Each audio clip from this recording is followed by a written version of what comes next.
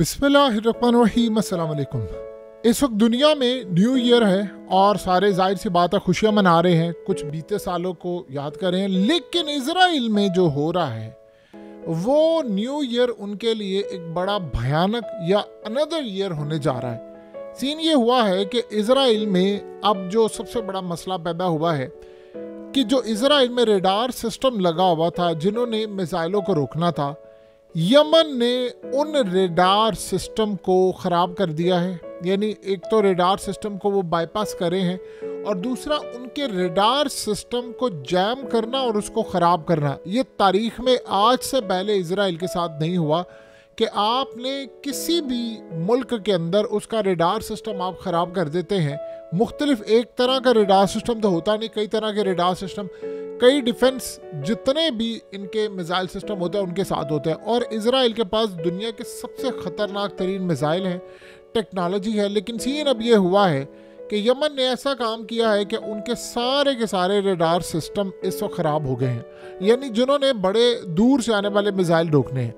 अब सीन क्या हुआ है कि अब इनके जो रेडार की विजिबिलिटी है वो लो हो गई है, हाई स्पीड मिसाइल वहाँ से आते हैं और उनका जो रिएक्शन टाइम है वो इतना, यानी उसमें क्या गड़बड़ हुई है इस बारे में इजराइल की जानिब से अभी नहीं कहा गया। लेकिन एक बात तय हो गई है, वो कह रहे हैं कि हमारे रेडार सिस्टम ख़राब कर दिए हैं यमन ने। और अब सबसे बढ़कर उन्होंने एक चीज़ फाइंड आउट की है कि यमन जो हमला करता है वो पहले उन्होंने हमला किया था, यानी कई हज़ार किलोमीटर दूर से जब वो हमला करते हैं तो हमने पहले उन हमलों को रोका था जो इलाद के ऊपर हमला करते थे। लेकिन फिर उन्होंने अपना रास्ता बदलना शुरू किया, स्पीड चेंज करनी शुरू की और अब अचानक से जब वो हमला करते हैं तो हमारे पास रिएक्शन का टाइम नहीं होता। और यानी आप ये सोचें कि अब वो कह रहे हैं कि अनएक्सपेक्टेड डायरेक्शन से वो हमला कर रहे हैं और उनके जो ड्रोन्स आ रहे हैं, मिसाइल आ रहे हैं। अब उन्होंने हमारे साथ कोई हमला किया है या जो भी सूरत हाल हुई है, एक तो चैलेंज पूरा उनको इस वक्त फेस करना पड़ा है कि यमन के मिसाइल नहीं रुक पा रहे, उनके ड्रोन्स नहीं रुक पा रहे और रेडार असल में इस वक्त ब्लाइंड स्पॉट पर चला गया। ये जो ब्लाइंड स्पॉट होती है इसका ये मतलब होता है कि जो भी अटैक्स हो रहे हैं, जो भी सूरत हाल हो रही है, यानी उसमें आपका रेडार जो है वो लिमिटेड कवरेज देता है। यानी ये उन्होंने कैसे हमला किया है ये अपने आप में एक बला है और अपने आप में एक ऐसा कारनामा है जो आज से पहले कोई सर अंजाम नहीं दे पाया कि उनके रेडार की जो कवरेज है वो कम कर दी है। इससे मसला ये होता है कि अब अनकन्वेंशनल डायरेक्शन से या मतलब मुख्तलिफ आल्टीट्यूड से, ऊपर से नीचे से जो मिसाइल आते हैं वो इसराइल अब उनको रोक नहीं पाएगा।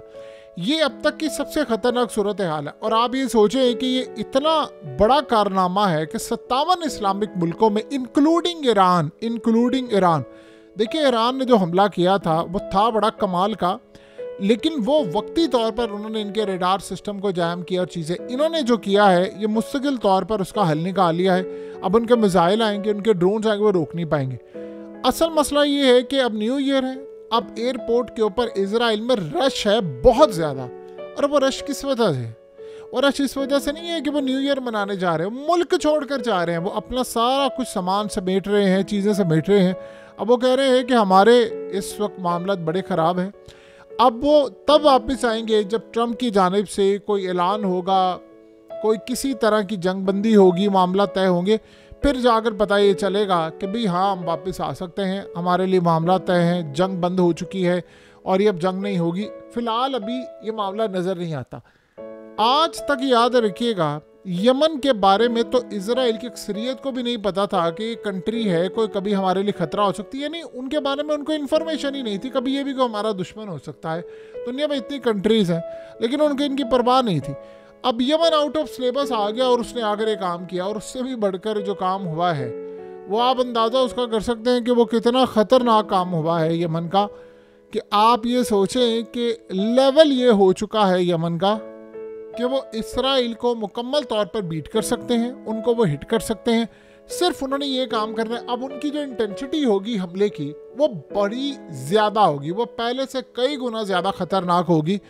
और आप ये सोचें कि इसराइल की पोजीशन का अब हाल ये हो चुका है इस वक्त कि आप ये सोचें कि अगर उन्होंने कोई बड़े लेवल पर या न्यूक्लियर वॉर हेड या कुछ कर लिया, इन्होंने अमेरिका को बता दिया कि हमारे रेडार की विजिबिलिटी नहीं है, अब सिर्फ एक ही सूरत हाल है, या तो थार्ड बचा सकता है हमें, या कोई नया हम डेवलप करें। और इस वक्त की सूरत हाल ये बता रही है कि नया डेवलप करने के लिए उनके पास ना रिसोर्सेज हैं, ना टाइम है, ना कुछ और सूरत हाल। ऐसा लग रहा है कि दुनिया की जो बड़ी बड़ी ताकतें हैं, चाहे वो ईरान है या फिर रूस है, उन्होंने यमन को वो चीज़ें देना शुरू कर दी हैं जो वो खुद यूज़ करना चाहते थे। ताकि मिसाल के तौर पर जैसे रशिया ने अफ़गान तालिबान को हथियार देना शुरू किए थे अमेरिका के ख़िलाफ़, और वो देते थे थर्ड पार्टीज़ के थ्रू, यानी ब्लैक मार्केट से, स्मगलिंग से हथियार उनके पास आते थे। और उन्होंने एक टाइम आकर अमेरिका के तैयारे हिट करना शुरू किए, जहाज़ गिराना शुरू किए। यानी आप ये सोचे, जिसने कासिम सुलेमानी को मारा था तो ईरान ने उसकी जो सुपारी थी वो अफ़गान तालिबान को दी, अफ़गान तालिबान ने उसको गिरा दिया। और हैरान कुन तौर पर मुल्ला माइकेनी ज़िंदगी में कभी भी अफ़गान तालिबान ने जिम्मेदारी कबूल ही नहीं की कि कासिम सुलेमानी को मारने वाले को हमने मारा। तो यही सूरत हाल होती है। अब यमन असल में वो अखाड़ा बन चुका है, यमन को उन्होंने ताकत दे दी है। अब आप ये सोचें कि दुनिया का सबसे ज़्यादा मुश्किल काम होता है कि आप किसी भी मुल्क पर हमला करें, आप उसके रडार सिस्टम को ख़राब कर दें, जैम कर दें, लिमिटेड कर दें, उसकी कवरेज ख़त्म कर दें ताकि वो आपके मिसाइल रोक ना पाए।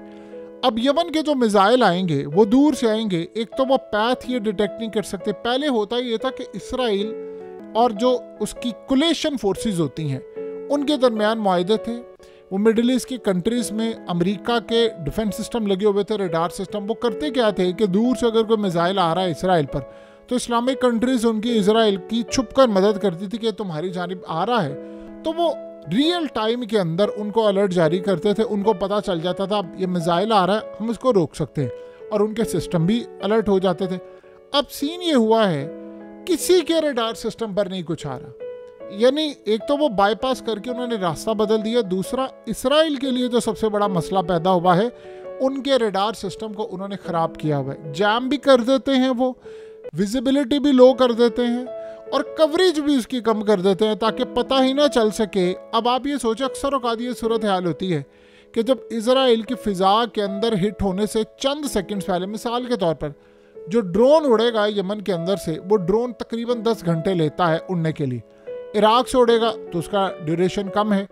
अब आप ये सोचें कि यही हाइपरसोनिक मिसाइल एडवांस टेक्नोलॉजी वाले ये जब उड़ते हैं ये 10 से 11 मिनट का टाइम लेते हैं।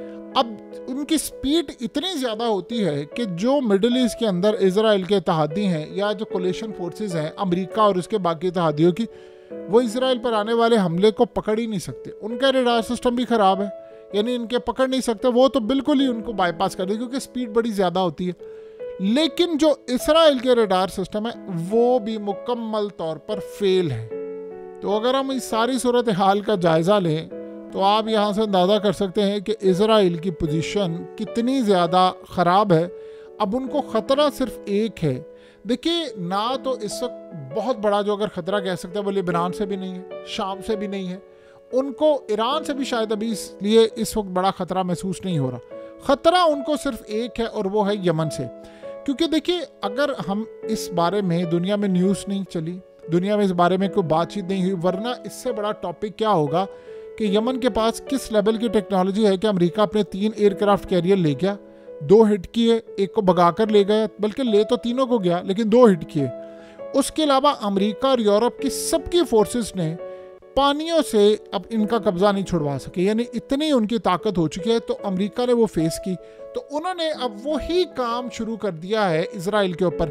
उनके रडार सिस्टम को सारा ख़राब कर देते हैं, और ये पहली दफ़ा हुआ है कि ऐसा ख़राब कर दिया है कि अब वो कोई भी मिसाइल मारे तो वो टारगेट पर जा लगेगा।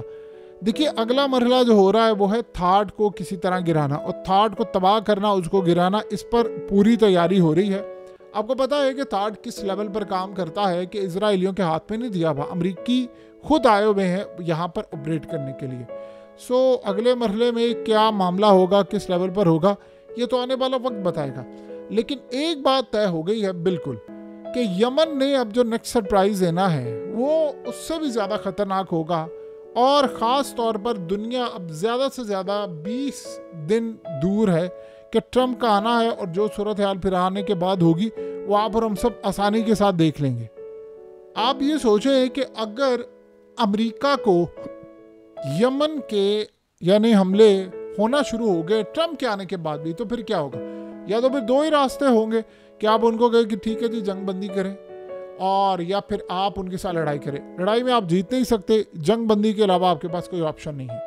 सो यमन की टेक्नोलॉजी किस लेवल पर पहुंची है, कहाँ से उनके पास मिसाइल आ रहे हैं, क्या सूरत हाल है, इसराइल उसको तबाह करना चाहता है। लेकिन एंड के ऊपर जो कुरा है वो जाकर निकलता है कि वो सारे के सारे रूस की जानिब इशारा करते हैं और ईरान की जानिब। पता ये चले बाद में दुनिया को कि ईरान का भी हाथ था, तो इन सब के तोते उड़ जाएंगे कि हुआ क्या।